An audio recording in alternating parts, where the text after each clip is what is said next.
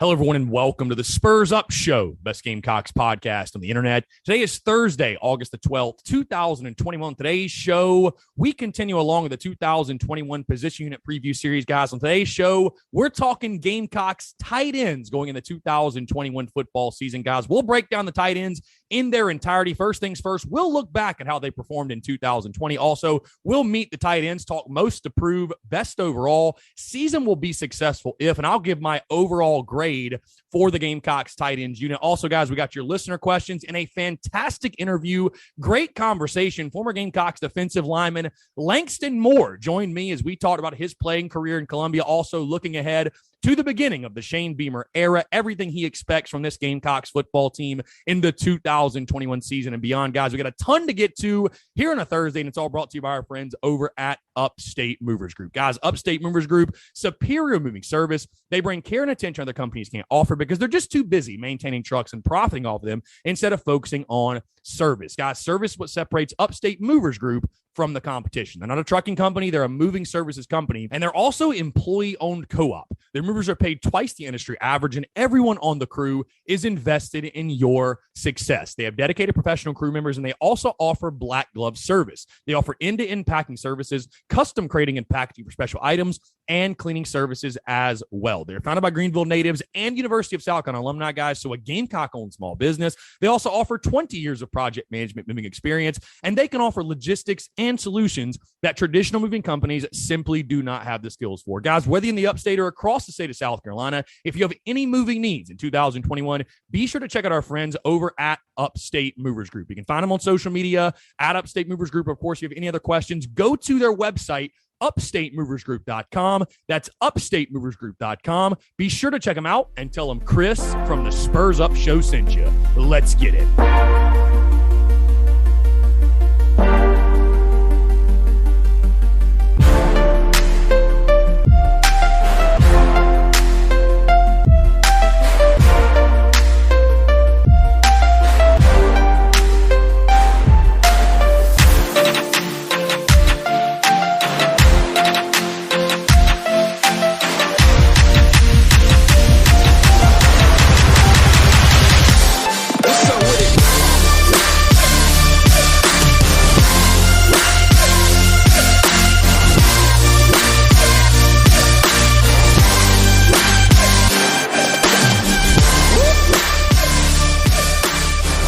Folks, happy Thursday. Hope you're all doing well. I'm Chris Phillips, host of the Spurs Up Show. As always, appreciate you guys tuning in. We have got a packed show here on a Thursday, folks, as we sit now just 23 days away from another Carolina kickoff. You know, guys, it's crazy for me. I don't know if anybody else is like this, and I've always felt like I was kind of weird, but it's one of those things, like, we spend so long counting down the days to kick off, and we spend so much time creating content, breaking down position units and the overall football team and making predictions and projections and stuff like that. For me, every single year, it's kind of weird. It's like when kickoff actually gets here, like when game day gets here, it almost feels surreal. It's like, I can't believe we made it. Like, we've been counting down for so long. We've been looking forward to this for so long. It's like, I almost feel like it's never going to get here. But sure enough, we sit now just 23 days away from the beginning of the Shane Beamer era. Another Carolina kickoff. Just 3 more Saturdays, folks. 3 more Saturdays, and we'll be in Williams-Brice Stadium with 80,000 of our best friends. Cannot wait to enjoy it all with you folks. Again, hope you're all doing well here on this Thursday, and I hope this show finds you well, wherever you might be, whatever you might be doing, whether you're on the commute, you're in the office, you're on the job, you've got the day off, whatever it is, folks. Thank you all so much for tuning in here on this Thursday, and I'm very excited to chat with each and every single one of you guys. Without further ado, let's go ahead and dive in this thing. I'm really excited to talk today. Again, we're continuing along with the 2021 position unit preview series, and guys, today we are breaking down a position unit that is going to play a major role in Shane Beamer and Marcus Satterfield's offense this year, and that is the Gamecocks tight end position. Yes, throw it to the tight end more. I tell you, it's so funny to see how obsessed we are, how obsessed the Gamecocks fan base is with the tight end position. I mean, it never fails. Every time Carolina Calls is on the air, every time Shane Beamer is taking questions from fans, or any head coach at South Carolina for that matter, there is, hey, coach, we're going to throw to the tight end more. Hey, coach, are we going to throw to the tight end more? What about the tight end? You're looking at the tight end? You see the tight end out there? Who's playing tight end? Guys, I can assure you this.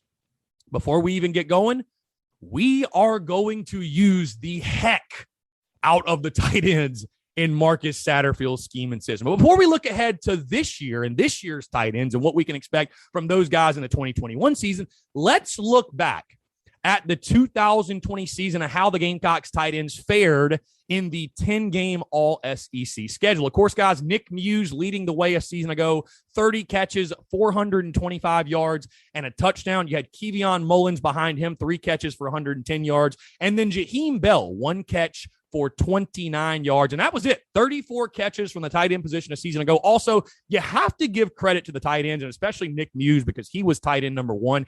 But you have to give credit to these guys in the run game and run blocking, because there is just as big a part in run blocking as any of the other offensive linemen, paving the way for Kevin Harris in the season he had a season ago.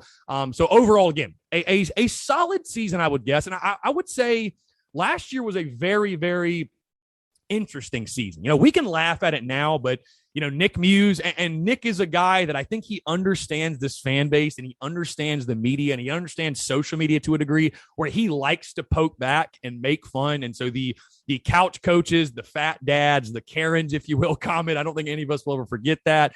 But no, guys, I'll tell you this. I've met Nick. I've talked to Nick, great kid, great dude. I think he's just a guy that he likes the jabbing back and forth. But overall, he is the guy that comes. He's the leading returning pass catcher. And I would say you're leading returning tight end overall coming back in his 2021 football season. On that note, let's meet the tight ends that will return to Gamecocks football and will take the field for South Carolina this upcoming season. We'll start with sophomore Jaheem Bell, 5th-year senior Nick Muse, redshirt sophomore Travion Kenyon, redshirt freshman Dave Adams, redshirt sophomore Kevion Mullins, sophomore Eric Shaw, redshirt junior Patrick Reedy, redshirt freshman Jesse Sanders. And also, guys, I am going to throw in here redshirt senior EJ Jenkins. Again, I know I listed EJ with the wide receivers. I'm listing him with the tight ends as well because he's going to play both. Flat out, he's going to play both. I think he'll actually probably play more tight end than wide receiver, but for whatever reason on the Gamecocks official roster on their website, EJ Jenkins is listed as a wide receiver. But I think we can all agree at 6'7", 243 pounds, you can expect to see a lot of EJ Jenkins at the tight end position. And I would say, guys, if you look at early fall camp footage, EJ is actually working out with the tight end. So I would expect him to be more of a tight end than a receiver, but do not be surprised at all when EJ Jenkins is split out wide. But again, overall, a solid core returning, but certainly a lot to prove when it comes to this tight end group. All right, speaking on that, let's talk most approved, best overall. Season will be successful if, and I'll give my overall grade. First off, most approved for the Gamecocks tight end position.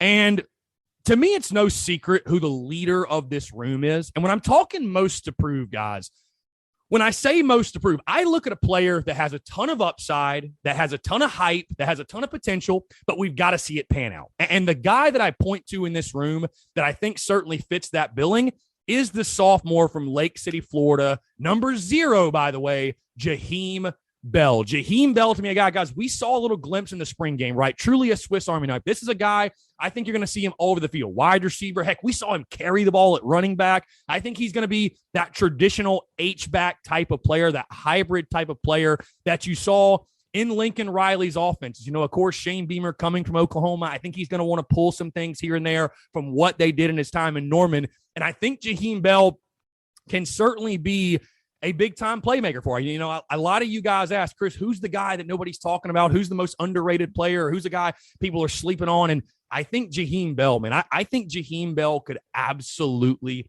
blow up this year. But again, with great expectations and great potential, you got to prove it on the field. What are you going to do for us? How does he fit in this South Carolina offense? Because again, I see him more as a as an H-back, if you will. I think he's tight end 2 right now behind Nick Muse, if I had to project, which we will project, of course, on social media. But no, Jaheem Bell, to me, the most approved, just because the expectations are there. Against 6'3", 230. Kid's got great athleticism, and we just saw a glimpse, I think, of what he could do in the spring game.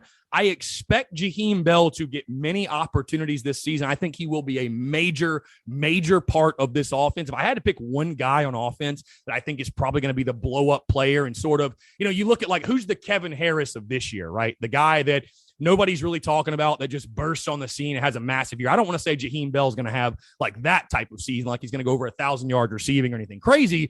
But I think Jaheem Bell might go from a guy that nobody in the SEC's ever heard of him to, at the end of the season, hey, this is a dude that's a real threat. This is a dude that's a playmaker for South Carolina and somebody they can actually lean on. So, again, for me, most approved, ton of potential, ton of talent. Can he pan out on the field? Most approved for me, Jaheem Bell. Now, let's talk best overall in the Gamecocks tight ends room. And this dude has become really one of the polarizing figures on this football team for many reasons that are positive and some reasons that are negative. And I see the fan chatter and banter on social media. And I'll just say this. Listen, I'm as critical as any. When this guy had his struggles a year ago and, had troubles early in the season catching the football and everything that came on the field, I was very vocal about it, very critical of it. But even I sit back and say, I don't understand why this kid gets as much flack as he does. And of course, I'm talking about Nick Muse, right? Nick Muse to me is the best overall in this Gamecocks tight ends room. He's the most proven. But back to the point, I really don't understand why by some fans he is so, just for lack of a better way of putting it, disliked. I truly don't get it. I think it's because, like I said, guys, he understands the media. He understands the fan base, and he likes to play it up and poke at people and get under people's skin. I think he really enjoys, he's very self-aware when it comes to that side of being an SEC football player. And I know, I'm not even going to get into the Instagram post and the picture. I didn't think it was a big deal. It's a kid being a kid, guys. I mean, who gives a damn? And I know some people reacted negatively, and whatever, it is what it is. Your opinion's your opinion. You're entitled to that. I didn't think it was a big deal. Whatever. Either way, I digress. On the field, the best overall to me, again, he's the most proven, 30 catches for 425 and a touchdown last year. Really, you saw at the end of the season last year as well, he became Luke Doty's best friend, no question. And a guy that I think you can really count on third down. He is your starting tight end. He is tight end 1 coming in the season. Best overall, no question to me, is Nick Muse. You've seen him all preseason long, by the way, in preseason all SEC teams, a couple of second team, third team nods. Guys, there's a reason. I mean, this dude, listen, I'm not sitting here saying he's an All-American. I'm not sitting here saying he's the best tight end in the SEC. I'm not saying he's the best tight end ever come through South Carolina, of course. But Nick Muse definitely gives you, in an offense that is lacking weapons on the outside. Of course, we talked wide receivers on Monday's show, and you guys know by now my feelings on the Gamecocks wide receivers and what they have to prove this season. But on an offense that is going to be looking for threats on the outside, threats in the passing game especially, Nick Muse is a guy that can truly serve as that safety valve. And like I said, become Luke Doty's best friend this season. I expect Nick Muse, and I think he's a very well-rounded tight end as well. I think he did a great job in the run game last year. Again, helped the offensive line, paved the way for the season that Kevin Harris had. And in the passing game, as long as he's catching the football, and Nick Muse knows, he understands you have to catch the football. Like I said, I was tough on him too at times, but I don't understand. People are still, just relentless in the comments. They're relentless to this dude.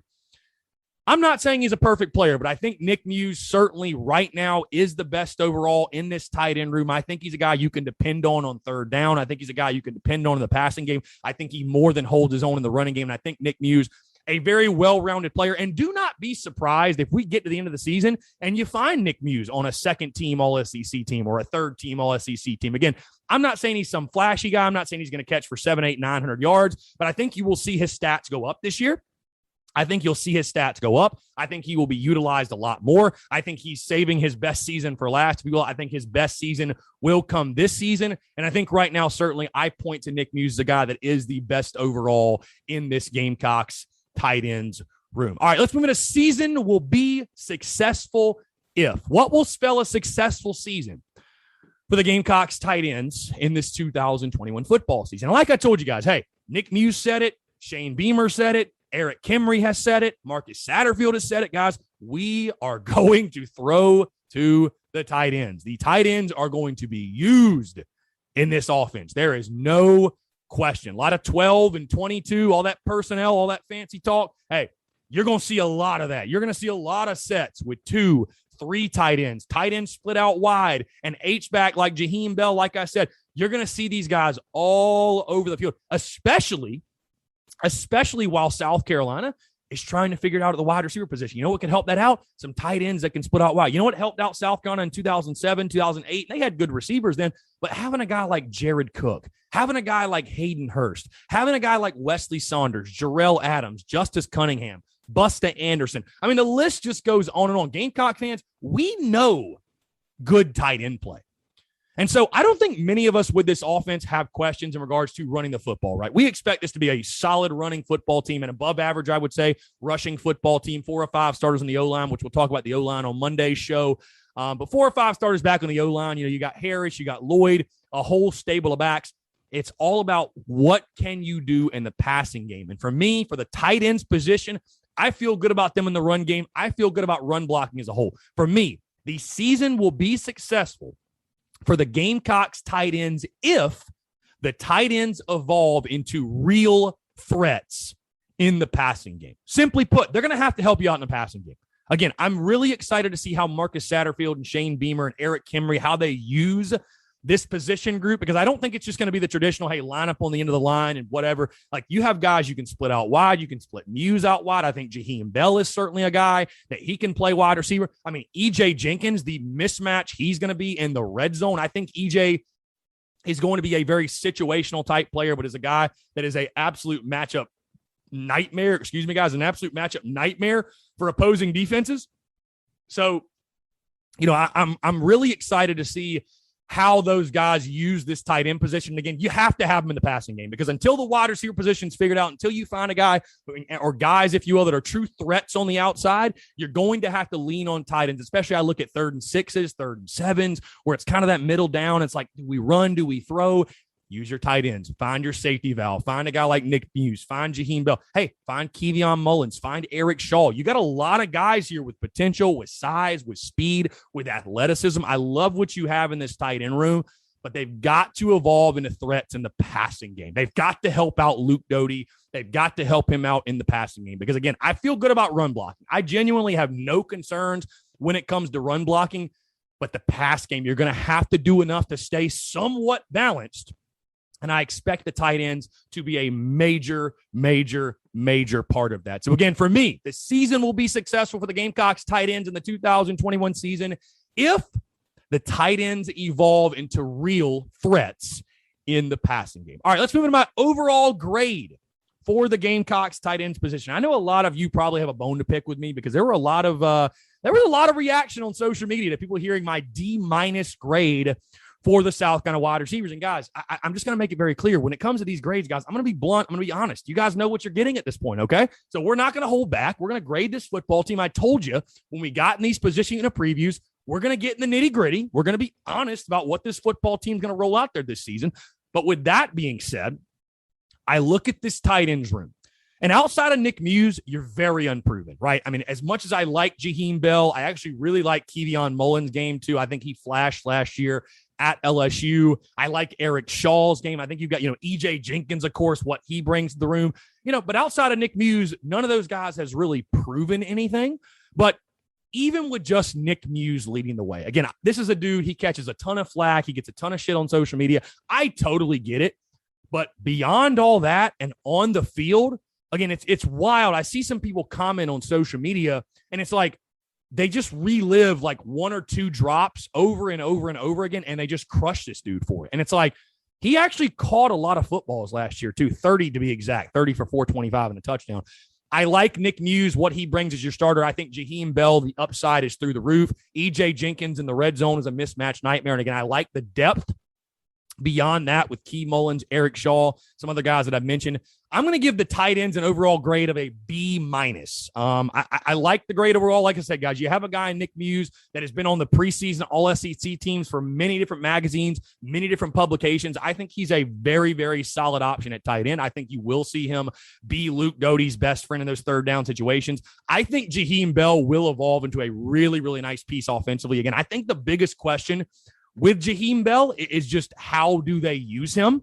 Because again, he is a bit of a Swiss Army knife. And heck, we saw him at running back in the spring game, which nobody expected. So how specifically do they use Jaheem Bell? Where is he most used? Again, like I said, E.J. Jenkins, I don't think E.J. Jenkins is going to be an every down player, but I think he's going to be a situational player, and I think he's going to be a damn good one at that because he's 6'7.5". How do you guard a guy that is that big, that physical, can go up and high point the football? And then again, Key Mullins, I think, is a guy that, not many people are talking about, just had 3 catches a season ago, but I do like his upside as well. So overall, I think your tight end position is a plus. I think it's one of your more solid positions on your football team. And for that reason, I'm going to give the tight ends an overall grade of a B- heading in this 2021 football season. So again, that's going to do it, guys, for the Gamecocks tight ends heading in this season. Would love to hear your thoughts. What do you think? Who has the most to prove? Who's the best overall of the unit? What would spell a successful season? And then what's your overall grade for the Gamecocks tight ends? Again, I feel good about Eric Kimrey's unit. I really do. I like the talent in the room. And again, of course, I think we can all agree at this point, they are going to be a huge, and I mean a huge part of this South Carolina offense this season. Shane Beamer's made that clear. Eric Kimrey's made that clear. Everyone has, literally Nick Muse even said at SEC Media Days, South Carolina fans, my message to you, we are going to throw to the tight end. So I feel good about that. I think the tight ends are going to be a huge part of Shane Beamer's offense, Marcus Satterfield's offense, if you will. Really excited to watch that unfold in the 2021 season. All right, let's get into your listener questions, guys. Krusty Andy says, we've had some stellar tight ends over the years. Thunderdome, who wins? Bro, I got to go Wesley Saunders. I tell you this, now I think I'd be a little bit more questionable, but man, if I had Wesley Saunders when he was playing, that dude is massive. So I don't know. That's the name that jumps out to me immediately, bro. I go, you know what? Either Wesley Saunders or Andy Boyd. I've had Andy Boyd in studio. That is a massive human being. A flat out massive human being. So either I'd love to see Wesley Saunders and Andy Boyd duke it out. That would be incredible. I would pay for that. Let's see if we can make that happen. Chase Sturgis, most talented position on offense besides the running backs, ? Yeah, I certainly think so. I think it's close between tight ends and offensive line, but if we're talking skill positions, yeah, no doubt. This is the best unit. This is the best unit on your offense outside of your running backs. I think this is the most solid unit for sure. Again, I like Nick Muse's game a lot. Again, I just went over all the guys, and I think Jaheem Bell's upside's incredible, and E.J. Jenkins, and what a mismatch he is. And again, beyond that, I think you have quality depth as well. So, no, I like the Gamecocks tight ends. I like what you have there. Again, is it anything flashy? Is anything crazy? Are these the best tight ends in the entire country? Not necessarily, but I do like what you have there. I think they'll be very solid. They're going to help out Luke Doty a ton this season. Sterling J. 30. Do you think Nick Muse will start catching those important passes early this year? I think so. I think Nick Muse has heard about it so much that I think he'll use it as fuel to the fire. I really do. I think Nick Muse is a guy. And here's the thing, because I know a lot of you are probably sitting there saying, well, Chris, you are grading this unit based off, you're projecting the type of season Nick Muse will have. Well, why didn't you do that with the wide receivers? Here's the difference. Nick Muse actually showed flashes at the end of the season, especially, of being a really, really good player in this league and a really productive player at the tight end position. I just want to go back to it. Nobody at wide receiver has shown you that. Nobody. The only guy who's shown you that at South Carolina is Ortre Smith, who hasn't touched the field in 4 seasons. So, yeah, I feel much more confident in what the tight ends are going to give you in regards to, yes, I understand Nick Muse. He struggled with drops here and there, but he showed you late in the year. Who can forget the Georgia game last year where I think it was over 100 yards receiving he had or something like that. So I feel really confident in Nick Muse. I think, he's hearing it all preseason long. He's hearing it from fans. Not that he really cares, but he's hearing it all during the preseason. I think he's a guy, he'll use that as fuel to the fire. I think he'll have a really productive season for South Carolina. Am I sitting here saying he's not going to drop a single football all year? I'm not saying that. And I'm sure I'm sure his first drop, fans are going to try to crush him and give him hell, and it is what it is. But I think Nick Muse will have a really, really productive season this year. Last question, Tate 1111 _ do you think there could be a 5 tight end set? Bro, put them all out there, whatever. I mean, who knows, man? Who knows? Like I said, the tight ends are going to be used. Do we go into a type of power set? I mean, maybe we have 2 tight ends and Jaheem Bell's in the backfield and another one split out wide. And I mean, who knows, man? Who knows? I think you're going to see a lot of different creative ways, though, to get the tight ends involved. I think that's going to be a staple of this offense, using the tight ends early and often. And, so I would certainly expect that. No question. I mean, 5 tight ends, that might be a little bit aggressive, but the tight ends are going to be used, man. You have to play to your strengths. And I think that's what we're all excited about with Shane Beamer and Satterfield. They're not going to try to put a square peg in a round hole. You got to play to your strengths, right? And your tight end position right now in your offense, it's certainly one of your strengths. So whatever you got to do to get guys like Muse and Jenkins and Bell and Mullins and those guys, get them the football and get them involved. Like I said, I feel really good about them in the run game, but especially in the passing game. Whatever you got to do to get them involved, man, do it. Get the ball in their hands for sure. They can help you win football games. That is for sure. So I don't know, Tate. Maybe we'll see 5 tight ends. We'll see. All right, guys. Appreciate the listener questions. Really appreciate you guys tuning in, man. We have a fantastic conversation, by the way. And if you guys didn't know, the last time I've actually had him on the show before, Langston Moore, former Gamecocks defensive lineman, also former color analyst for South Carolina football. You guys probably remember that when he was on the sidelines for South Carolina, the sideline analyst, if you will. But I actually had Langston on the show like 2 weeks before kickoff for the 2018 season. So like I told you guys before, what's really cool is I'm starting to circle back around with guys that, you guys are always asking, Chris, if you ever thought about getting this guy on the show or that guy on the show or that guy. And it's like, it's funny because, and I totally understand it, which is great, but it's funny because we've grown so much. There are so many new listeners that, obviously they weren't around in 2018 when I was putting out episode 50, episode 60. I mean, this is episode 480, so really excited to chat with Langston Moore. Once again, Langston, a fantastic Gamecock, a great dude. He did a great job on and off the field in Columbia, and really excited for you guys to hear his thoughts, not only on his career at South Carolina, but also, of course, Shane Beamer, the future of Carolina football. Langston, always a guy. It's always a great conversation, someone that always gives fantastic insight on the South Carolina football program and everything that is happening on the field. So again, guys, thank you all so much for tuning in. Hey, be sure, really quick reminder, be sure to tune into the TSUS season simulation series we're doing right now. As the time I'm recording this, we beat Eastern Illinois, aka FCS Midwest, 14-7 the other night. Yes, I'm not stuttering there. 14-7. Luke Doty went out in the first quarter with a concussion. Great news. He's ready to go for tonight's game. We're actually playing tonight, Thursday night, against East Carolina at 7 o'clock. We'll play again Sunday against Georgia at 7 o'clock. The full schedule is on social media. But again, really, really just fun preseason content. We're simulating the game. We're letting NCAA football determine our fate. And just knowing how crazy and random the simulation is, we'll probably go score 50 points against East Carolina. Who knows? So, again, guys, tune into that. Daily Crow rolling, podcast rolling. Also, quick reminder, 8 days from today, just over a week from today, live show at Folly Beach. Rita's in Folly Beach, Charleston, South Carolina. I'll be joined by Cox by 90, my good friend Jeff O'Hara. Really, really, really excited for that. And again, guys, thank you all so much for your love and support. Because without you guys supporting the show, man, opportunities like that would not present themselves. We would not have the opportunity to do something like that. I cannot wait. Folly Beach, one of my favorite places on earth. Cannot wait to be on the coast of South Carolina once again, getting one last beach trip in before football season really kicks in. Again, guys, 23 days away. Going to be here for you know it. Guys, again, thank you all so much for tuning in and enjoy this conversation with former Gamecocks defensive lineman Langston Moore.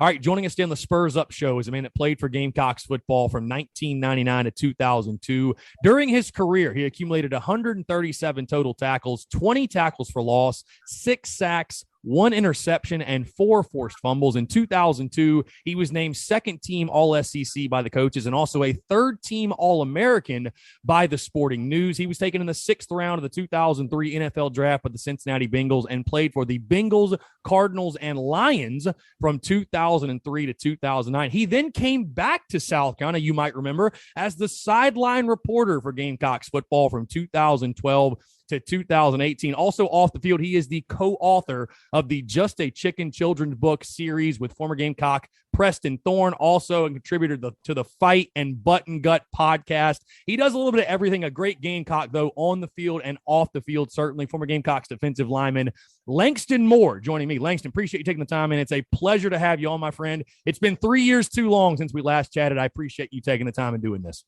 Man, it's awesome to be here, man, and I'm honored to be back here, man, because you've been racking up the guests, putting out the content, and on top of that, man, you're looking real svelte. When I saw you in person, man, you're looking like you're ready to go out there and run some routes with these dudes, man. I hate to say that I'm looking worse since the last time I've been on here, but that's more of a testament to all your hard work and what you've been up to, man.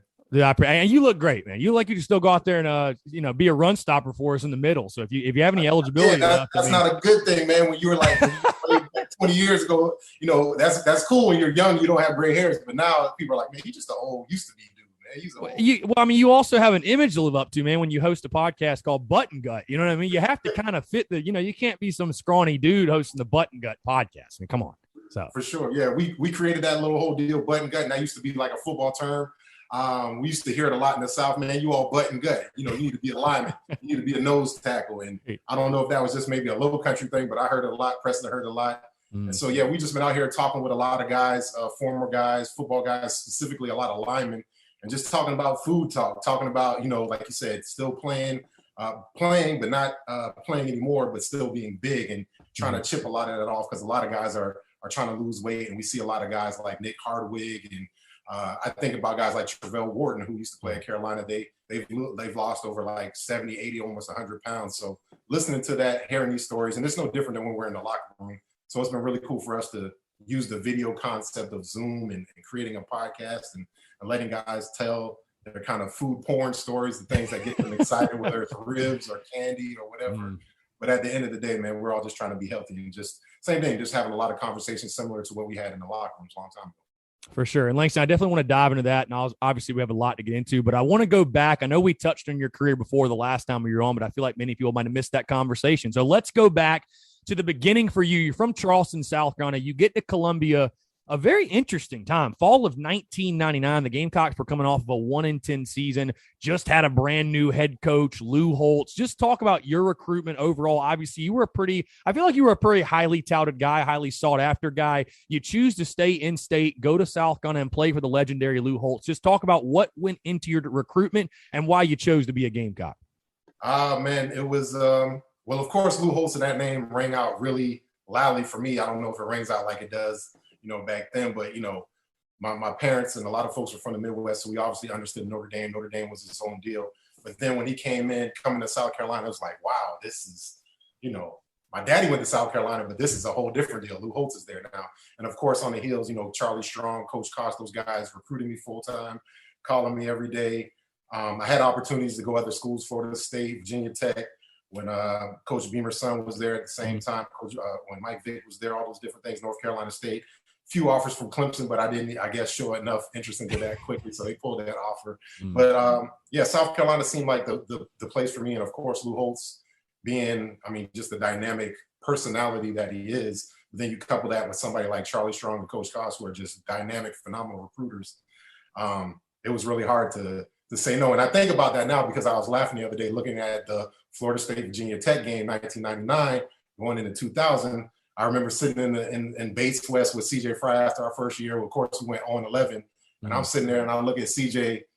I'm like, damn, man, I could have been at either one of those schools, man. I could have either been at Florida State or Virginia Tech. I had Sky. It was right there. And I'm sitting here in December, January, eating Domino's pizza with CJ Fry in the cold, getting ready for winter workouts when we could have been playing for a national championship, but we didn't win any games. But the point is, it all worked out well. I hate that we had to lose a lot of those games, and I hate it for like the seniors that year, John Abraham, Arturo Freeman, all those dudes. But really and truly, we set something there that propelled us a little bit forward, where we were able to go play in the Outback Bowls and do a whole bunch of different stuff. But really just, hardened us, man. Made it, when I say hardened us, giving us all the tough love and all the things that we needed, plus the football stuff to figure out what it took to win.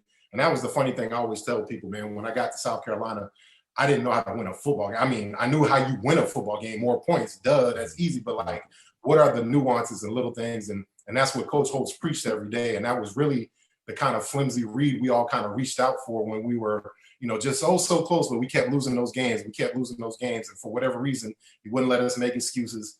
He wouldn't let us, of course, trash our teammates. Man, it's Eric Kimberly's fault. We can't score enough points in 1999. Well, Eric Kimberly wasn't playing, but the whole point was, it's losers blame. And that was a lot of things that folks did previously to us, and we didn't want to do that. We wanted to be held accountable. And a lot of that stuff carried through and made our program, and obviously brought it up to the point that where we were today. So it's been really exciting. And then I always say, man, I can always play those games about what if, man. I could have went to Virginia Tech. I could have went to Florida State and all those things, but there's nothing like being a Gamecock. And I'm very, very at peace and happy with the choice that I made 20 years, 30 years later, however old I am now. Yeah, I mean, everything happens for a reason. It's funny, you answered my question already. I was going to ask you, was there a point during the 99 season when you go 0-11 that you're looking around and you're like, what did I do coming here? Like 0-11, you're like, man, I did not expect this to be quite this hard. But like you said, everything happens for a reason. And, of course, the turnaround, I don't know if you can see here, but I actually rocked this for you, this 2002 vintage Outback Bowl hat, which I like people love. An incredible find in downtown Columbia. But no, I mean, I would argue the greatest turnaround in college football history, obviously 2000, 2001, what you guys did. Of course, it got going in 2000. You were a huge contributor on both of those teams, but it got going in 2000. You beat New Mexico State, which I have to imagine was a really, we look back right now and like, oh, you beat New Mexico State. But after you go 1-21 and you lose 21 straight, doesn't matter who you beat. Win's a win, you know what I mean? So you beat them, and then the next week, improbable fashion, you guys take down Georgia, Quincy Carter, 5 interceptions, and that defense was dominant all season long, really both in 2000 and 2001. But just when you look back, we'll start with the 2000 season first. Again, beating New Mexico State in that first week, and then beating Georgia. And I feel like once you beat Georgia, like you said, you had to learn how to win and really how to be a champion. I think like probably what you're saying, like really how to be that type of program. You beat Georgia week 2 and you guys are just off to the races. I mean, how crazy was it for you? Because again, it's just human nature. You're having those doubts after the 99 season, and to turn it around the way you guys did. I'm always so intrigued to talk to you and your former teammates of like, we've seen Shane Beamer with the positive energy and positive momentum and positivity, but like being able to stay positive after going 0-11 and 1-21, even with a new coach, is like, I just think that's a feat in itself to be able to go through that preseason, go through your workouts, stay committed to everything. And obviously it paid off for you guys big time in that 2000 season. 100%. And that is the tough thing.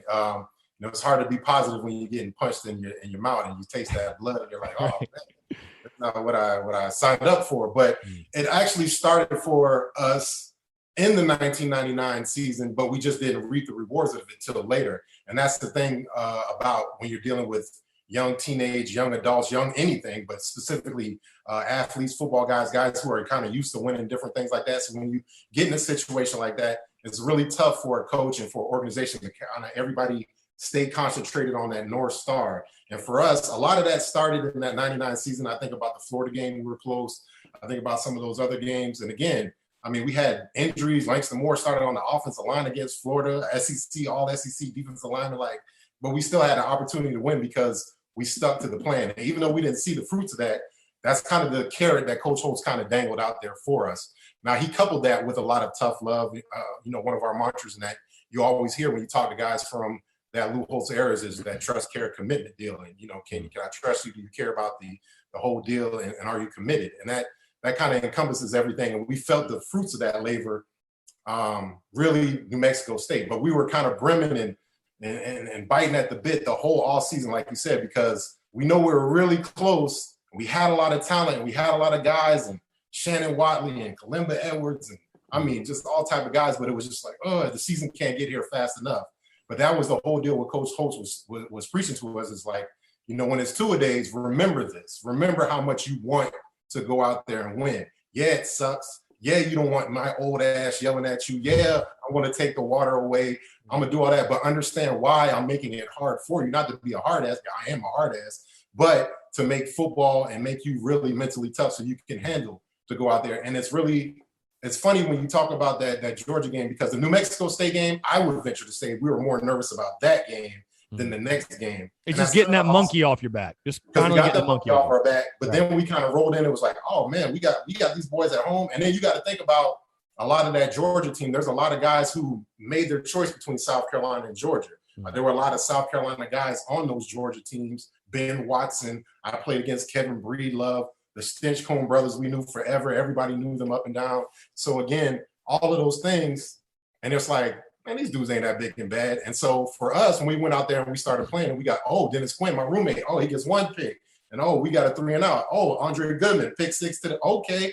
And then we're rolling. And then from there, outside the stadium, everybody in the stands, everybody is just going crazy. Like, I can't believe it. But for us, it was kind of like we're just sticking to the plan.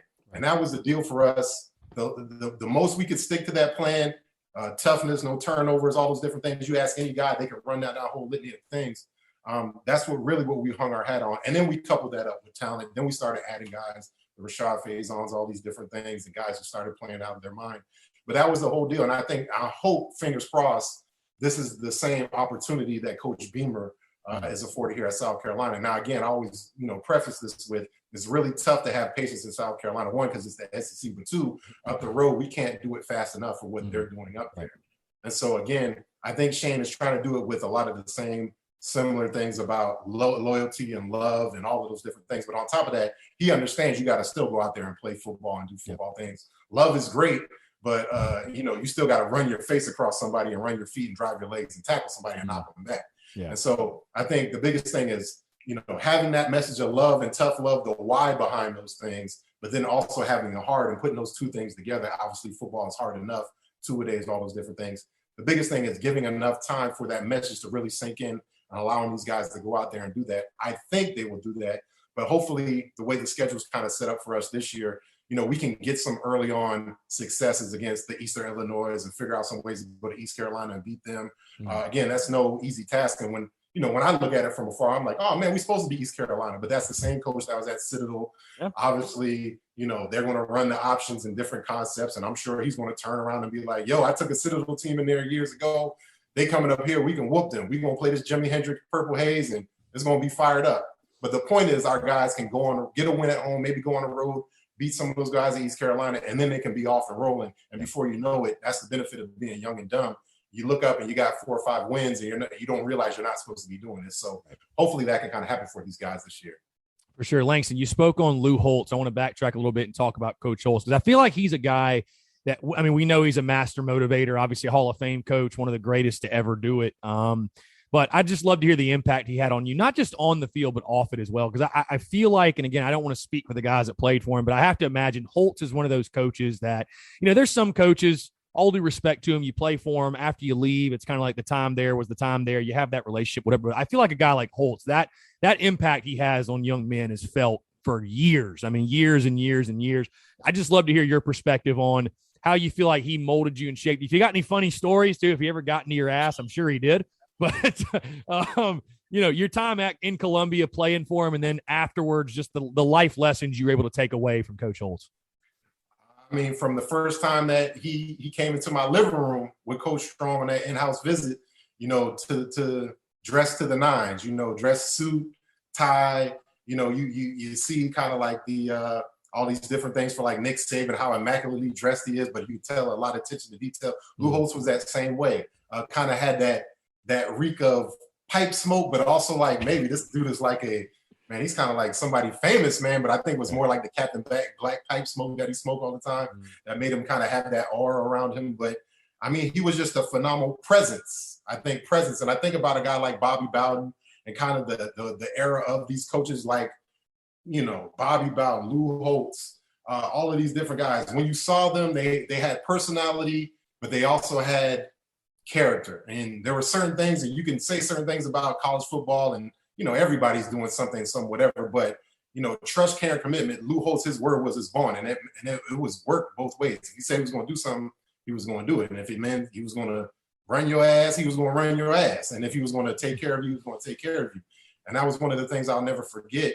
After always hearing every year, he always separates the underclassmen from the upperclassmen when it's senior day. And he makes a poignant point when you're a junior, sophomore, senior to separate those guys and be like, the door is closer for you leaving than you actually realize. And so right now you're sitting here in your sophomore year, you're worried about being Kentucky, but there's a whole group of seniors out there crying, and they ain't going to be no good for the first half of the football game. But that's going to be you in a few years. So the point is, play it all out now, lay it all out now. And that's something that I think, is very evident that I had to learn in my life, because, you think every year is going to be football season, but if we hadn't learned anything from COVID last year, things can happen in an instant, whether that's job loss, death. I mean, that's just called life stuff. And so I think that's the biggest thing that Lou Holtz always prepared all of us for, was the ability to handle life, the cross current of things that happen. And a lot of that comes back to those fundamentals of being, are you trustworthy? Do you care about the situation? Are you committed to your family? All these different things. And it sounds really trite, but I mean, that's exactly what I needed as a young man, somebody to give me a mission statement in life. When I look at these books behind you, Crush It, the 5-hour work week, all these things, all those things start with one of Holtz's books back here too, by the way. Man, all of those. I mean, again, all of those things come out with what is your stance? When things are going rocky and nobody's paying attention, are you going to do the right thing? Are you going to hold yourself accountable? Yeah. Are you going to pay those bills on time? Stuff is rocky with your wife, but are you going to do the right thing? And so it all comes back to football terms, sticking your face in there when you really don't want to stick your face in there. But the times in life when you're going to get hurt is when you're kind of trying to shy away, or when you halfway go in there and to tackle somebody. When you look at that DJ Swearinger picture right there, DJ had his mind made up. One or two things going to happen. I'm going to get killed, or I'm going to kill him. But if he went in there halfway and I don't know what I want to do, squirrels get crushed in the road all the time, don't knowing if they want to go back or go forth. And so that's the thing with Coach Holtz. He gave us a lot of that. I'll never forget the day. It was a recruiting deal in the off season. My father passed away, and the first person that called me, I don't know how he got the message, but somehow Lou Holtz got the message. He was like, "Yo, you got to go home. Something's happening." Obviously, my dad had already passed away, but he had already started to try to prepare me in that instant. He was like, "When you go home, it's going to be really tough. You got to make sure you got to be there for your mother. You got to be there for everybody else that's going on. Now, she's going to try to be tough for you, I'll never forget that conversation. And fast forward a couple years later, when my mom passed away, I had to do the same thing for my brother and other things like that. So, you hate to go through those lessons, but like you said, everything happens for a reason. Lou Holtz was put there for that reason.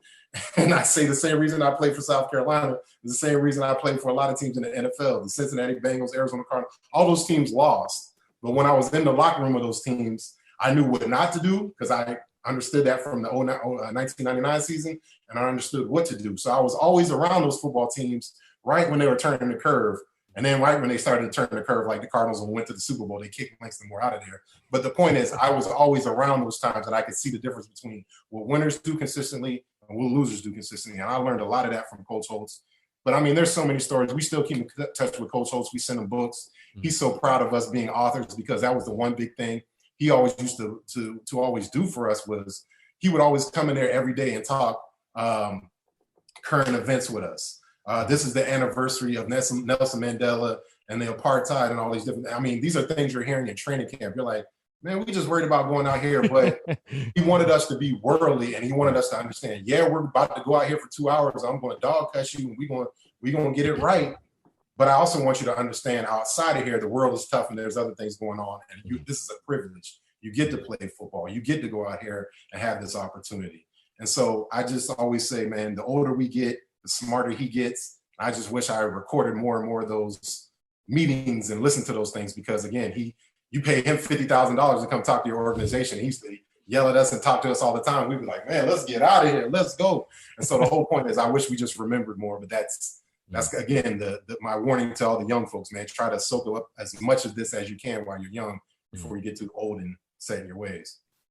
For sure. Now, Langston, I want to jump to, again, those 2000, 2001 seasons. What's interesting is when I have guys on from the 09 to 13 era, if you will, there's so many great games. You think to 09 Ole Miss, 2010 Bama, 2010 Florida, all the Georgia wins, all that good stuff. There were many memorable games in that 2-year span, really the 3 year, even 2002, but many memorable games in 2000, 2001. I think of those Georgia games. I think of Alabama. I think of the fade against Mississippi State and Eric Kimry.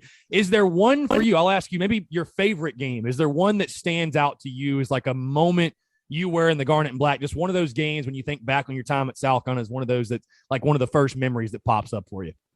It's probably, if I had to think of a home game, it definitely would be beating Clemson at home.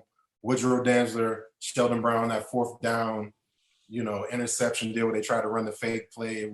That comes to mind.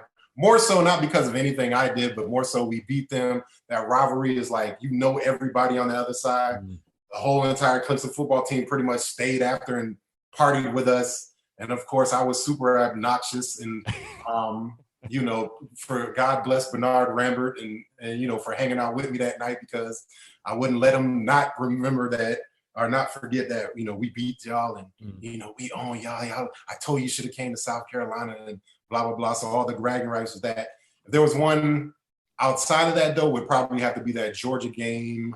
Maybe that same year we went to Georgia and beat Georgia at home. Yep. Brian Scott, what a catch. Man, underneath the lights, nighttime.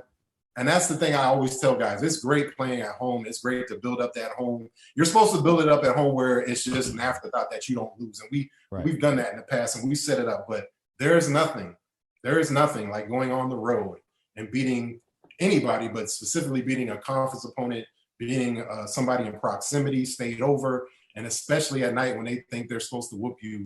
There's nothing like that. And still to this day, I think Georgia guys are salty because we started pulling the bushes apart and doing all that. So every time Georgia makes sure they do that when they come to South Carolina. And I'm sure Jonas Jennings and all those guys on the staff now make sure they remind those guys, tear up the bushes because we want some get back. And so that's the beautiful thing about playing football. You going into somebody else's house and tearing up their stuff and going home. Yeah, there's nothing better than hushing a road crowd. Nothing better. Even as a fan, too, I remember going to South Carolina, Georgia in 2007 at their place, and it's just, you could hear a pin drop, and it's just like, it's so much fun. So much fun to be a part of that. Obviously, again, 2000, 2001, you guys are back-to-back Outback Bowl champions. I think back at Langston, what's so crazy is, like, I don't feel like now I could even fathom South Carolina or just any team for that matter playing the same exact team back-to-back years. But you guys play them in the 2001 Outback Bowl. You whoop them. It's the Ryan Brewer game. I mean, you just take them to the woodshed. I think that was the game they immediately fired their head coach. Jim Tressel was then hired. Then you play them again in the 2002 Outback Bowl. And again, I've talked to a lot of your former teammates, and Ohio State was, they thought they were big bad. Ohio State was cocky, talking junk at all the events and stuff like that to you guys. And you guys, again, in 2002, go out there, jump out to a crazy big lead. They come all the way back. Daniel Weaver hits the field goal that goes over by about that much, and you guys are still able to get the win, though, back-to-back wins. But just talk about relive those Outback Bowl games a little bit. Again, two very, very different games, but obviously the same result. I mean, two of the greatest wins, I would say, in South Carolina football history. Yeah, they're up there for sure. They're definitely up there. And like you said, two teams, same date the next year, consecutive years, but two vastly different things. And I think that's why the Bowl folks, turned it around and said, okay, we'll do this. Obviously, there was a tie-in with Lou Holtz and being an Ohio guy, and obviously the tie-in with him coming up under Woody Hayes and all those different things. So that first year, John Cooper, that Ryan Brewer deal kind of wrote itself. And I always tell the story about John Cooper because after he got fired from there, he went to go work for the Cincinnati Bengals. I think he's still in the scouting department or something like that. But I see John Cooper all the time when I was up there in Cincinnati, and I'd be like, Coop, you like your job? And he'd always be like, oh, that's that South Carolina dude. And he'd give me the middle finger. And, but I mean, come on, man. You didn't want to coach no Ohio State anymore, man. So come on up here and scout for the Cincinnati Bengals with a non-existing scouting department. But that first year was definitely, both years in those bowl games were phenomenal. And everything Coach Holtz says, and this is kind of the deal about bowl games and the nostalgia and how coaches really want to get guys to go to any bowl, whether it's the Shreveport deal or whatever. There's such a bonding experience and all of those things where you get to, kind of stay back on campus. You're on campus, but everybody's kind of gone home for Christmas, and you still get to practice football, do ball. You get to do some charity work in your area before you go, so you get to serve the community a little bit. Then you go home, have a little break, get some stuff. You work out a little bit more. You go to the bowl destination. You serve down there. You do some charity stuff. And like, those are the memories we all talk about. Like, even the guys that went to like other bowl games and Shreveport Bowl and all this, we're always like, man, what was your bowl? Man, it was fun. It was great. And guys just relive. And it's really, that's the big thing guys really reminisce about with football, specifically the bowl games, is that you get that opportunity, especially for the older guys. I mean, this is kind of your last hurrah to go out there and play football and to do it, you know, with a big game looming and so some of those different things before you become an adult for real. So that's why it's so important for bowl games. I think there's a way that they can, you know, with the expanded bowls and playoffs and different things, they can kind of keep some of that nostalgia. You rotate it, do some different things, but it's so fun to play those bowl games. And that second year, again, that Ohio State team was super loaded. Jim Tressel, again, you know, every Ohio State team is going to have a slew of recruits, but for some reason they seem to have a whole bunch of guys from like that Florida, Tampa area down there. So it felt like it was kind of, again, Ohio State travels, but we travel too, our fan base. But it really seemed like there was a ton of Ohio State fans, and they were like, nah, this is not going to happen 2 years in a row. I mean, y'all had the little white guy from Ohio run over us. Okay, we're going to make a Disney movie. Right. But nah, we did it again. We came out the gates and smashed them. And then, of course, my man Daniel Weaver. That's so Lou Holtz, too, because if you know anything about Weaver and Coach Holtz and the history of kickers, man, it's like, I mean, one of the funniest stories I ever remember with Coach Holtz was when I got there. He was telling this story on the circuit, and he was like, one of the kickers came up to him and was like, Coach, I love the kick, but I can't do it when you're watching me. And Coach Holtz was like, you know I'm going to be at every damn game, right? Like, what do you mean? I can't watch you kick. You get nervous when I watch you kick? And obviously, who knows if that's true or not. But, right. I mean, it was so apropos that Weaver kicked special teams, football, offense, defense, special teams, and that's really apropos for a Lou Holtz team. All three phases working together. And then, of course, you know, we hoisted them up. It's just fun deal. And like I tell guys, all the hard stuff is always worth it. And so, you know, I thank the football guys that kind of worked out well, because I always joke with all the Ohio State guys I played with in the NFL the next year. You know, y'all owe South Carolina half of that national championship ring, because we showed y'all how to take that ass whipping and do it on January 1st, because who knows what Miami would have done to y'all if y'all, you know what I'm saying? So that's the beauty of football and sport and all those different things, tying it all in. And again, just like I said, so very thankful to have the opportunity to play in those Outback Bowls for sure. Yeah, that's the crazy thing is people forget Ohio State won the national title that next year. So they had some pretty decent players on that team, even though you guys took them down. Langston, specifically to you, moving to your career on the field, your senior season in 2002, 60 total tackles, 9 tackles for loss, 3 sacks. I forgot about this also. You had an interception against Virginia. That completely blanked on that. But I wanted to hear about just your growth, evolution as a player. Obviously, it was good enough for you to be drafted later on. And obviously, again, you were a mainstay in the middle of that defense, the Gamecocks, a big-bodied run stopper, if you will. Just talk about your evolution as a football player as a whole, where you think you improved most. And, yeah, if you want to expand on that interception, like I said, I totally blanked on that. I didn't even know you had a pick. So that's my bad. I can tell you all the details. That game was funny because that was that Virginia game. Yeah. And that senior year was really, really tricky, because if we win that Virginia game, you know, how different is that season? I'd say that probably about 4 or 5 different games. Yeah. And, you know, how different is Lou Holtz history. But went up there, Matt Schaub, all of those guys from Virginia, Billy McMullen, one of the hugest wide receivers ever. Was Heath Miller on that team too? Was that Heath Miller? Heath was on that team, but Heath was young. Yeah. Darryl Blackstock, a whole bunch. There was like 10 guys who were sophomores that ended up, I played with the Cardinals and all these different things, which was crazy. But yeah, Langston Moore intercepted the Virginia Cavaliers. They were coming into the red zone. For whatever reason, Charlie Strong calls a defense where I drop into coverage in the red zone, and it worked. And Matt Schaub just turns and throws it to me. So I intercepted. I'm in the end zone. It would be smart of me, 400-pound Langston Moore, 900 yards to go this way to score. Go ahead, take a knee. Langston Moore decides, let's try to juke some people and take this up the field. And then somebody slaps it out my hand, and that interception became a fumble. They recovered it for a touchdown. And see, I totally forgot about that. But luckily, I blocked the extra point. Nobody gives a damn. You messed up the biggest play. But that game was so crazy because there was a fight on the field afterwards. I remember Corey Jenkins. That was kind of like when Corey was starting off. That was the second, third game of the year. Everybody had us hyped. We had so many guys coming back. Matthew Thomas took the kickoff back for 100 yards, maybe. Yeah, I think it was Thomas. Yeah, I think Matthew. And so that game was back and forth the whole time. The reason I remember Billy McMullen, that wide receiver, he cracked back on me. Oh my God, I thought it was dead. I was like, he caught me and then he stood over me. He was like, how does that feel? And I was like, why are you going to ask me a question like that, sir? I mean, it hurts. It hurts on the inside. But I mean, that game was crazy, man. And that whole senior season was crazy. I mean, and that always goes to show we had a whole slew of talent. We had a whole bag of talent. But again, I always put this on myself. Like, we didn't do it. I didn't do a good enough job as being one of the captains to try to keep everybody solidified on that North Star, because, we were 1 or 2 games from being to the bowl game. And I think at that point, once we were kind of out of contentions for actually winning the SEC East, because we had so many big expectations.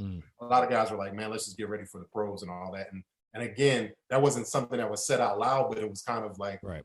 And that was one of the disappointing things for myself. Senior year, the growth of me, I guess, was all attributed to just being able to play in a good system, good defense. I always loved the John Randalls of the world, the Warren Sapps of the world.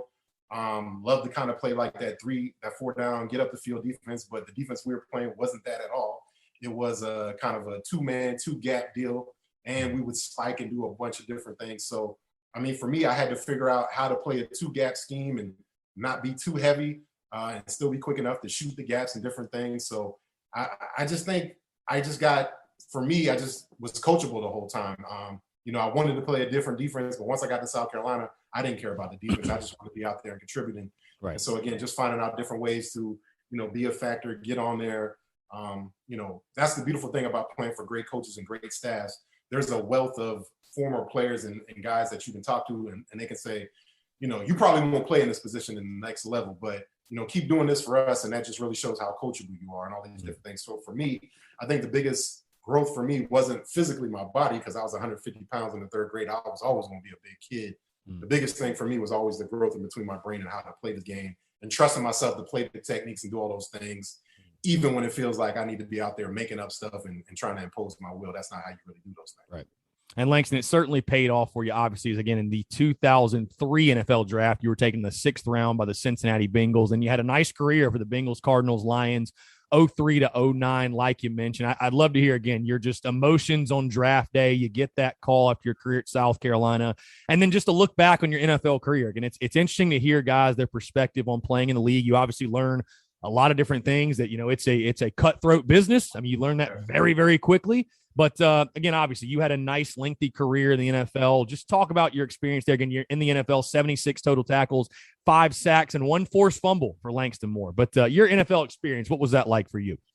It was a blessing. I always joke with people and tell them, man, I was fortunate enough to play for 7 years till they figured out I couldn't play. They messed around and scouted me and said I could play. And then after about 7 years, somebody was like, man, this dude don't play, man. Get him up out of here. But it was an extreme blessing. I played for some of the greatest, defensive minds, Marvin Lewis. Just tons of guys there. Leslie Frazier was on that staff. I mean, I can go on and on. Obviously, when I went out to Arizona, there was the great Denny Green and a whole bunch of players. And I've always been around all pros. One of my favorite stops was obviously in Detroit when I got to play for Rod Marinelli.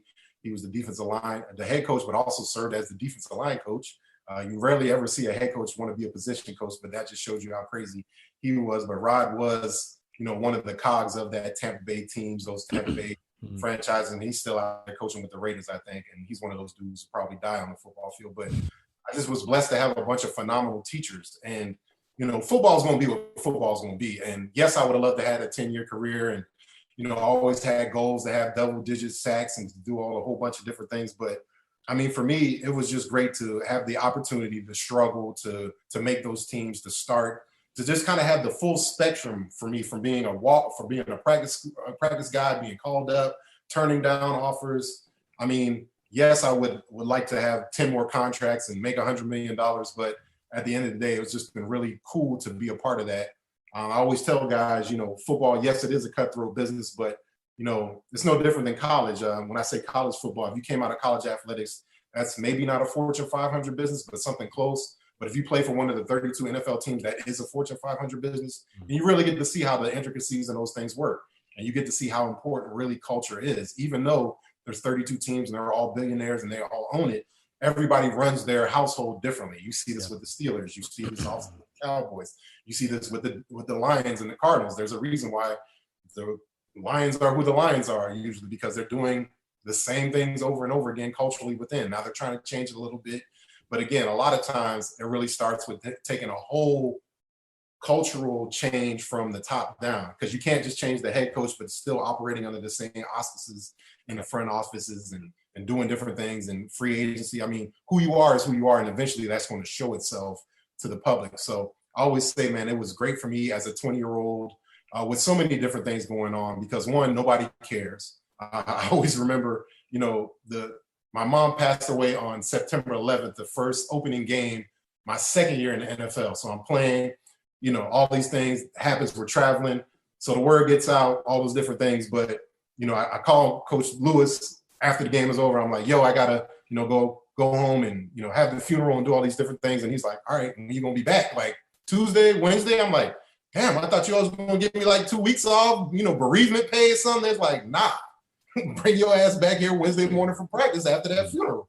And so that's the thing with life is tough, and I get it. I mean, yeah, that would have been a perfect excuse for me to kind of wallow around the house, but I needed to be out there playing football at that time after my mom passed away from cancer, because that was my therapy at that time. To let me go bump some people, let me get bumped around, let me get cursed out, and give me some normalcy, give me a little bit of system. And that's what football does for a lot of us. It gives us an outlet to move physically. It gives us structure, gives us guys to work for, to serve for. And that's what really is the scary part. When we don't have football anymore, we're losing a lot of those things. So that's where guys really have to get involved. That's why I'm really proud of my old teammates, because they do a great job of getting involved and trying to make sure they break the stigma and don't allow kind of like the depression, all those different things to creep up, because that is a real deal. And it is really tough, no different than, if the Spurs Up show just got taken away from you, yeah, you probably would be able to, go and do something different. But you almost got 500 episodes, man. This has been a big part of you for a long time, and there's going to feel like a loss. It's the same way when it comes with footballs, and guys have to figure out different ways to, figure out a way to fill that hole for themselves.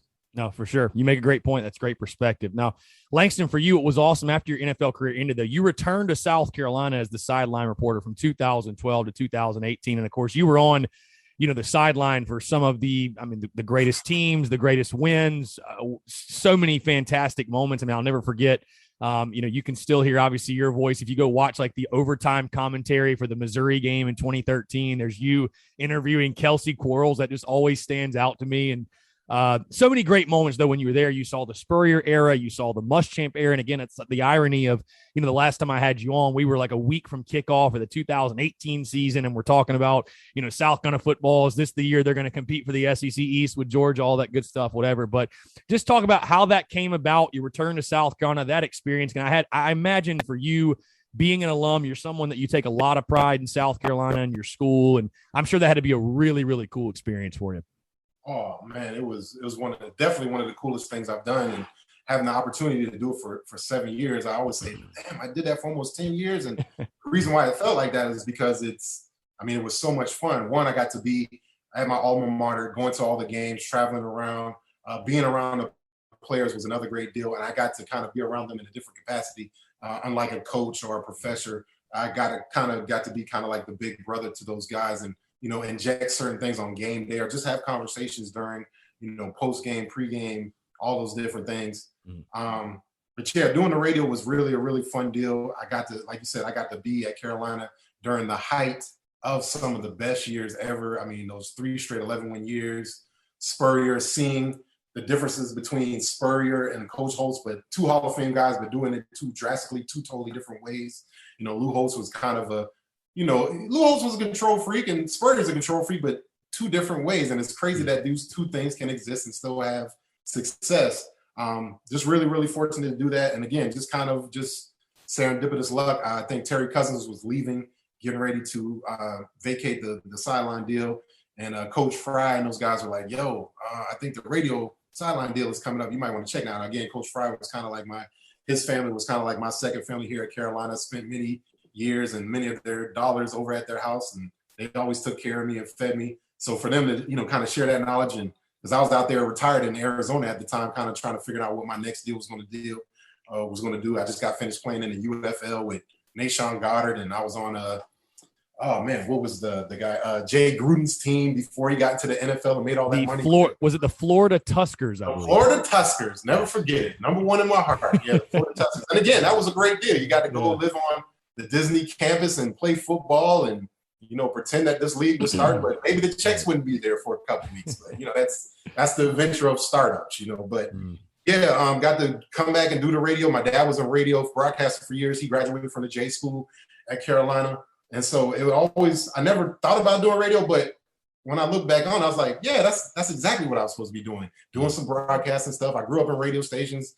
I always did live remotes with my dad growing up. So this wasn't something that wasn't foreign to me. And I love football. And I always tell people that was probably one of the luckiest things for me, because I could have had a job of use my NFL influence to maybe go be the sideline guy for North Carolina or, maybe somewhere out here in Texas, but I wouldn't have cared as much doing it for my alma mater. So that allowed me, again, with that Lou Holtz deal, trust, care, commitment, Liz McMillan, all those folks at IMG trusted me to, have the freedom to create a lot of stuff, go out there, join the all-star team that was already in place. Because again, they didn't really need me. Tommy and those guys were already running on their own. So just very, very fortunate enough to be a part of that fabric. And, people still to this day ask me, man, when you coming back? And I'm like, man, I don't think I'd come back.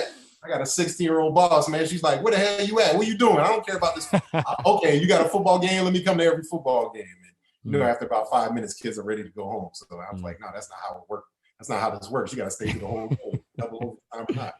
For sure. And Langston, obviously, again, I mentioned the sideline reporting stuff, and I know you left that in 2018. You're back in Texas, but you've been doing a lot of great things off the field. And I want to jump to that first. I'm going to save the Shane Beamer stuff for last, by the way, just in case you're wondering. But like I mentioned, you're the co-author of the Just a Chicken children's book with former Gamecock Preston Thorne as well. You've done The Fight, the Button Gut podcast. Also, you mentioned another book you guys have done as well. Again, just give people an idea, what Langston Moore has been up to. Again, obviously, I saw you and we were able to talk and, reconvene at the Gamecock Club event. And obviously, you've been doing great things going into schools. And I think the impact you guys have had off the field has been tremendous. It's been fantastic. Any Gamecock fan or anyone involved with the University of South Carolina, I know, would say that certainly. But, maybe where the inspiration came as well. I mean, it was something that obviously you and Preston sort of came up on your own, and obviously the podcasts as well that I thought, again, we talked off air. The irony of it's the last time you and I chatted, that was sort of the launch of the Fight podcast, if you will, which was obviously documenting the 2004 fight. And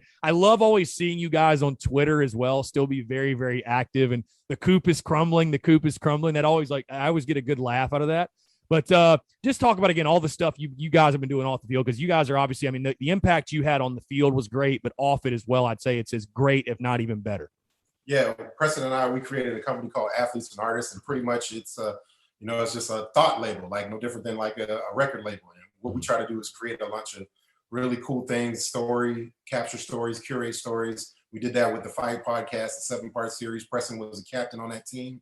So we collected stories using Josh from The Athletic to kind of help us, be the Southern draw, genteel Southern voice for that. But backdrop it with a whole bunch of stories, the stories behind the stories, the fight, obviously the Malice in the Palace the night before, the impact of that, guys watching that in there, no social media, but word still getting out.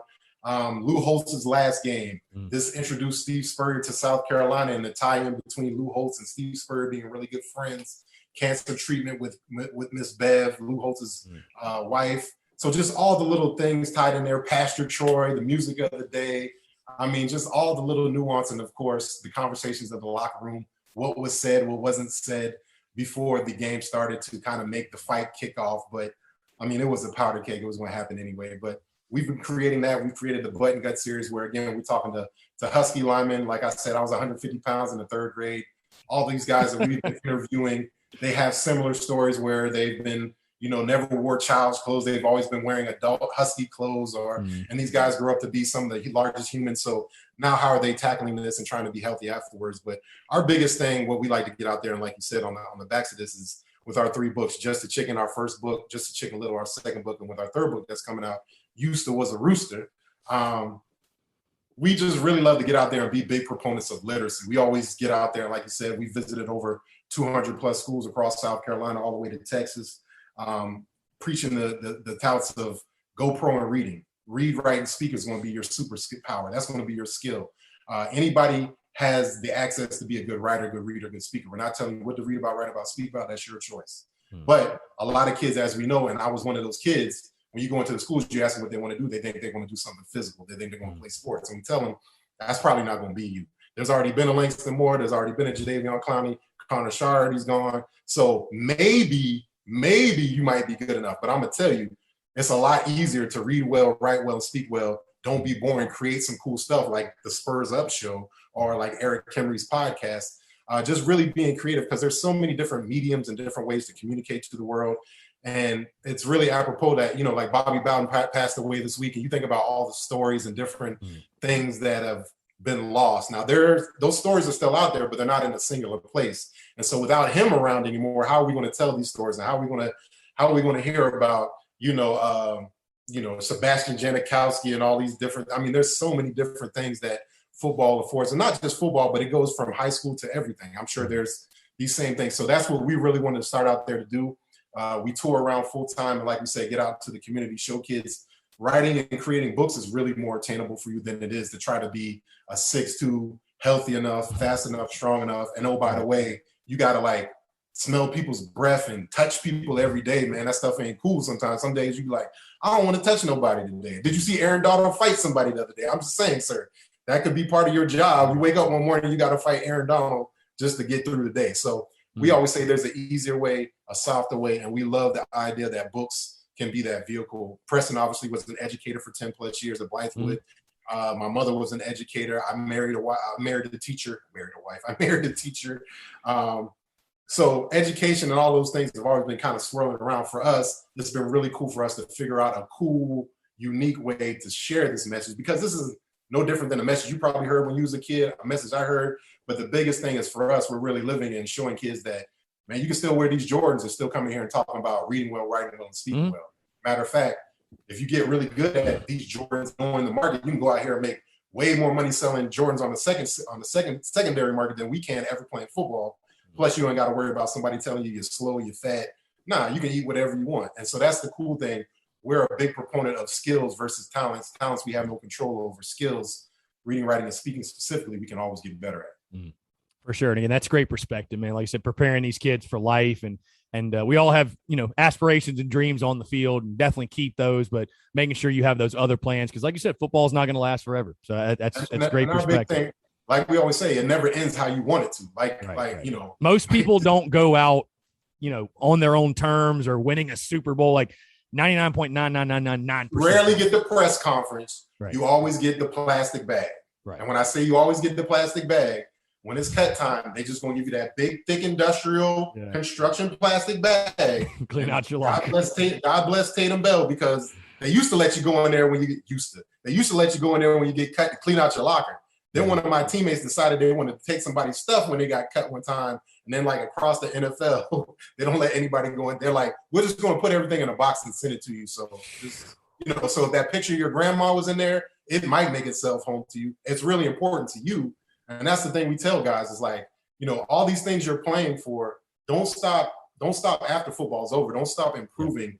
Don't stop working out and doing all the art, getting your mind sharp, because, still do those things for your grandma. But like I said, there's a good choice. You never get to end your football career or anything physical on your own terms. And it's really, really sad, because that's just kind of how life is. Rarely will you get to be, Kurt Warner and get to have a good farewell, goodbye, guys. This is great. Nah, it's just like, oh, we're having to Langston. Yeah, okay. All right. I saw him at the Checkers the other day. Okay. I didn't think he was playing anymore. All right.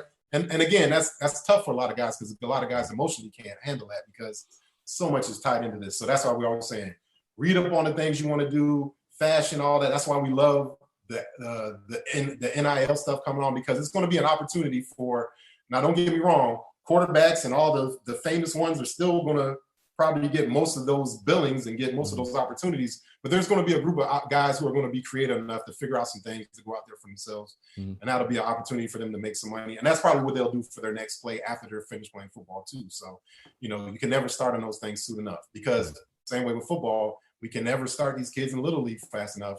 And that's always the big thing we always say, man, slow them down on the football. Let them do some other stuff first, man. Yeah, like you said, not everybody gets the farewell tour. Not everybody gets that.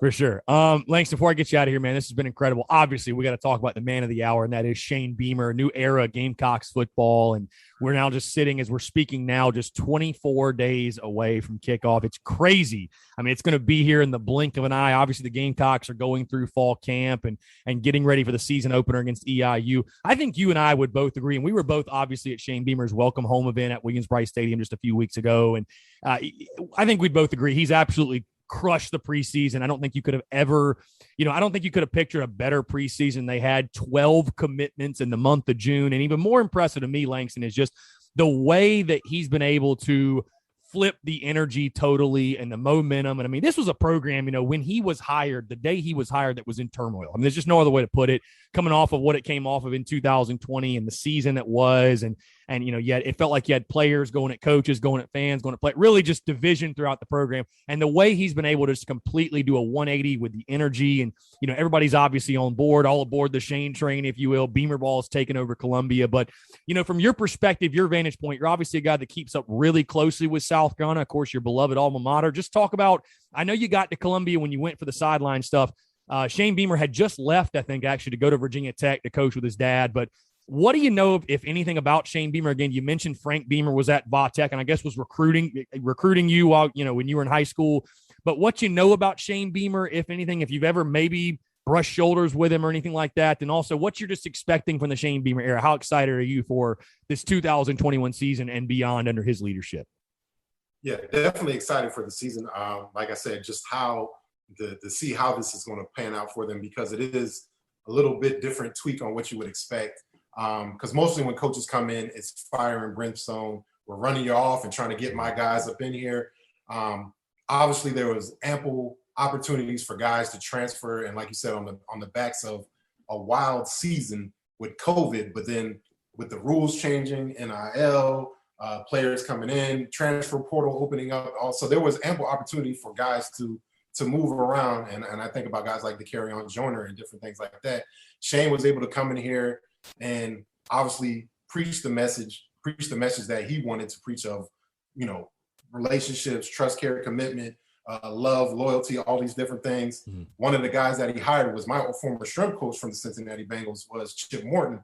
And Chip is one of those guys who is a mentor to Coach Day, the head strength coach here at South Carolina, and just hearing a lot about him and hearing how they've been doing the workouts, a lot of like partner workouts. When I say partner workouts, it's like, I got to carry you for 100 yards, you got to carry me for 100 yards. I got to barrel roll with you for 50, you barrel roll with me for 50. And then afterwards, after all the hard, we have a conversation about the why behind it. And I think that's a really important thing right now, because I hate to sound like this old dude, but I came from the old era.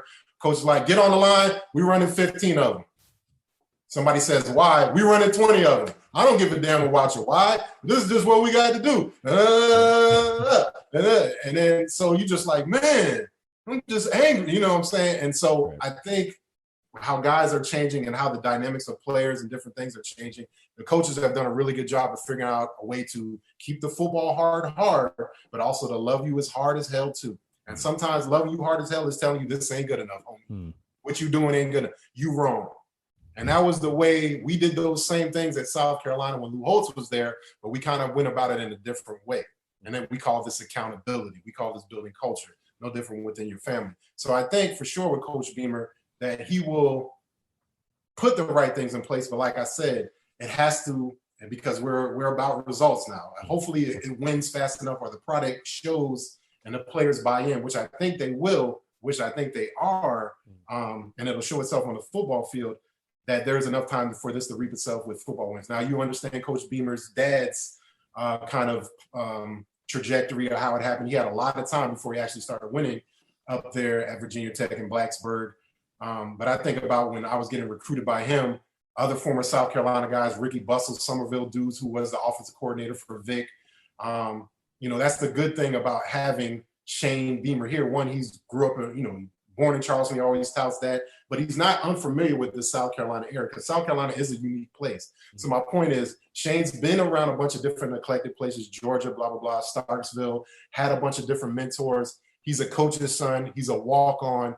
And, you could be saying, well, that's kind of like what Coach Muschamp was. But I say it's a different iteration because it wasn't as easy for Shane. And it wasn't certain things he was the long snapper. And if you know anything about being a walk-on long snapper and being on the team, especially that 1999 team with, a bunch of wild dudes on that Virginia Tech team, just look at the defensive end coordinator, all these different dudes. You had to put up with a lot of stuff. And so Shane understands that.